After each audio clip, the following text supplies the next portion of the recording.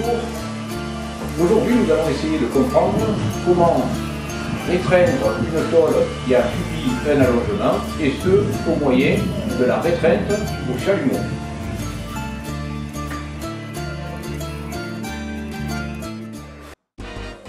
Réaliser une chauffe au chalumeau. On commence par rougir un point haut, puis ensuite on martèle tout autour de ce point pour rassembler le métal au milieu. Puis nous refroidissons la zone, et celle-ci complètement refroidie, nous la nettoyons pour la préparer à recevoir un mastic. Si on s'en tient qu'à ça, cela paraît très simple. Mais est-ce vraiment le cas? Nous allons voir ça.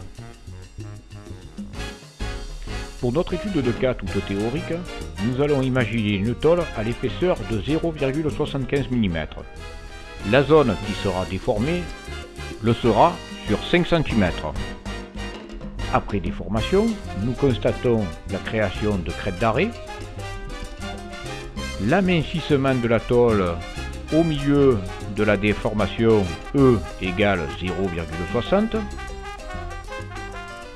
et l'épaississement de celle-ci au niveau des crêtes d'arrêt E égale 0,80. Un autre élément à prendre en compte, si ma tôle s'est amincie à 0,60, elle s'est aussi allongée, et la zone de départ qui faisait 5 cm fait maintenant 5,5 cm. Vous avez compris, il sera impossible de faire rentrer 5 cm et demi dans 5 cm. Il va donc falloir nous trouver le moyen de redonner à la tôle son profil initial et ses épaisseurs d'origine.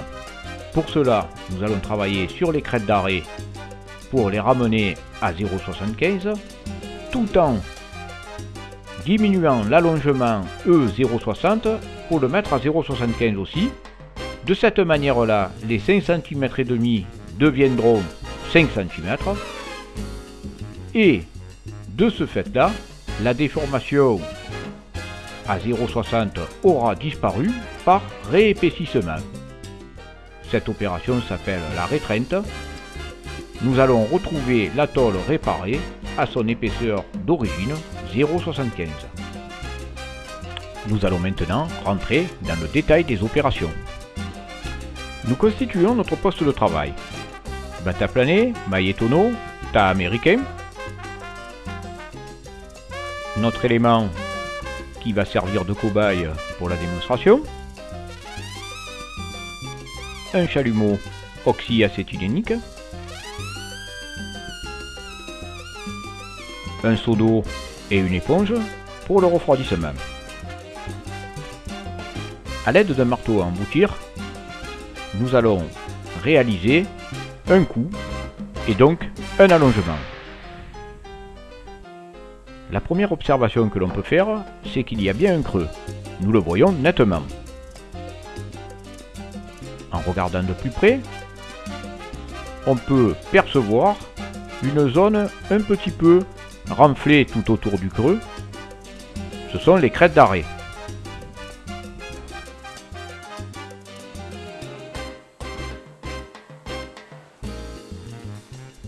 Il est important de bien les repérer, tactilement, visuellement, et pour les besoins de la démonstration, nous allons les souligner avec un feutre fluorescent. Nous allons pouvoir maintenant commencer le redressage. Pour cela, nous allons utiliser un maillet tonneau.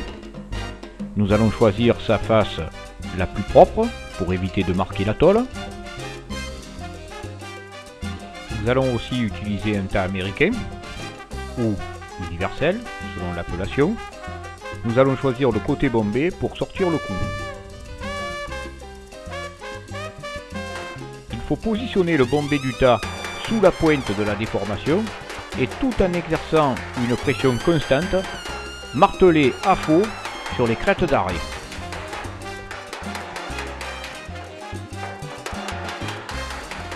Tout au long du martelage, on apprécie visuellement l'avancée du travail. et on essaye d'agir uniquement sur les défauts que l'on constate. Les crêtes d'arrêt sont maintenant résorbées. Nous allons changer de tactique. Maintenant, nous tapons à coup portant sur le centre de la déformation afin de résorber celle-ci du mieux possible. Pendant le martelage, on continue à vérifier visuellement l'avancée du travail. On vérifie tactilement qu'on a une surface certes en bosse, mais régulière. Faisons le point. Nous avions un creux, nous avons maintenant une bosse. Lorsque j'appuie dessus, elle passe de l'autre côté. Vous vous rappelez? C'est quand 5 cm et demi n'arrive plus à rentrer dans 5 cm. Le demi-centimètre en trop, il est ou d'un côté ou de l'autre. Le feutre vous montre la localisation de l'allongement et son point le plus haut.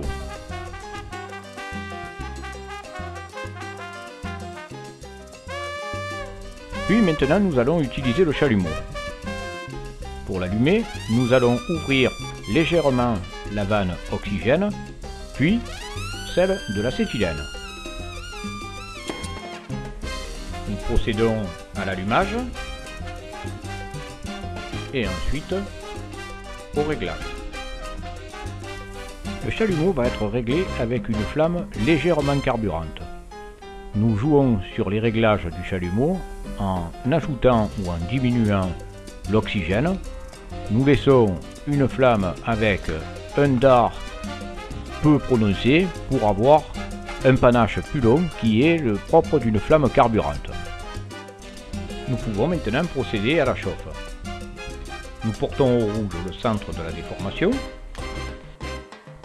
La partie rougie de la tôle ne résiste plus.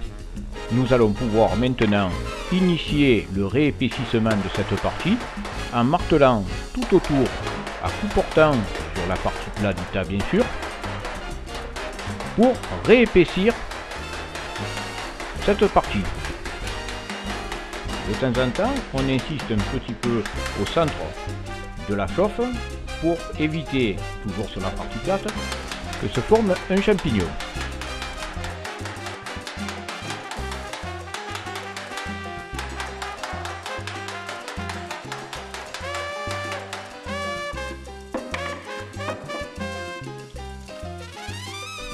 Il est temps maintenant de refroidir. Il faut refroidir complètement la tôle avant de prendre quelque mesure que ce soit. Il faut être sûr que celle-ci ait atteint son stade définitif. Vérification tactile, vérification de la tension. Celle-ci est convenable. Nous allons pouvoir passer au souplanage. Toujours partie plate, coup portant.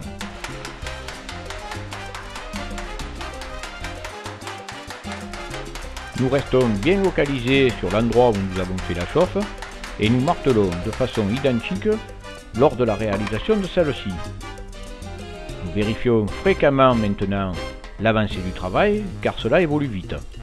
Nous pouvons passer au planage qui se réalise à l'aide d'une batte à planer.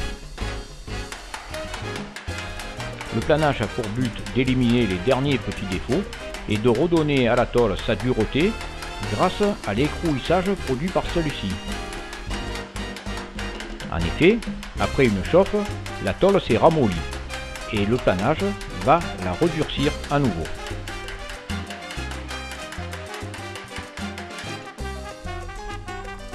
Nous contrôlons l'avancée du travail tactilement, nous vérifions toujours la tension de la tôle, celle-ci doit être ferme et nous faisons attention à ce que ça ne cloque pas à nouveau par un excès de planage.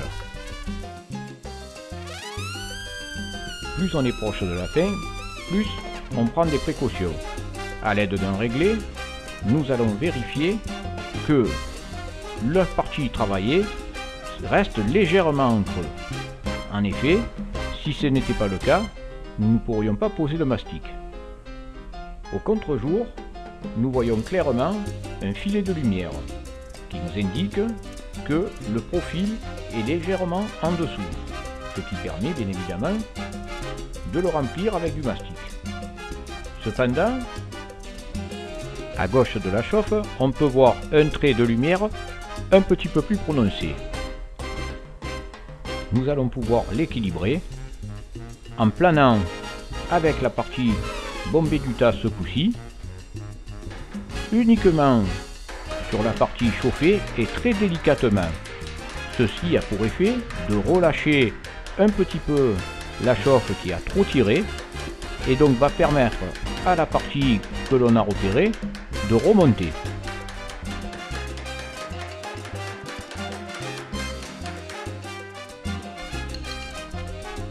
Cela devrait suffire.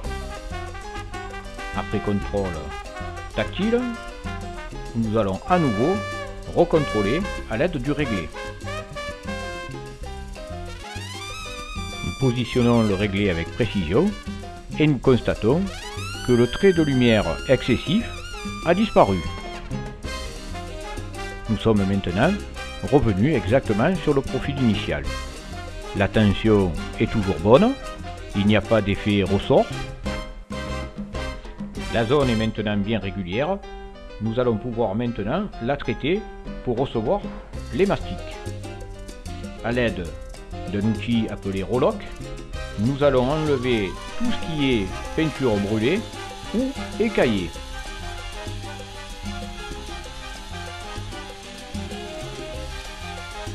Nous devons faire attention de ne pas chauffer excessivement la tôle, car cet outil tournant très vite, il pourrait y avoir une surchauffe et donc une déformation. C'est pour cela qu'il convient de prendre des précautions et de refroidir. La zone maintenant est propre, il n'y a plus de partie brûlée, de partie écaillée. Elle est donc prête maintenant à être poncée pour pouvoir recevoir les mastiques qui vont assurer une finition parfaite. Si vous avez compris qu'une bosse est avant tout un allongement et donc un excès de tôle, il faut impérativement procéder à une rétreinte pour résorber celui-ci et revenir à la situation initiale. C'est le seul moyen pour réaliser un travail de qualité. Maintenant, à vous de jouer.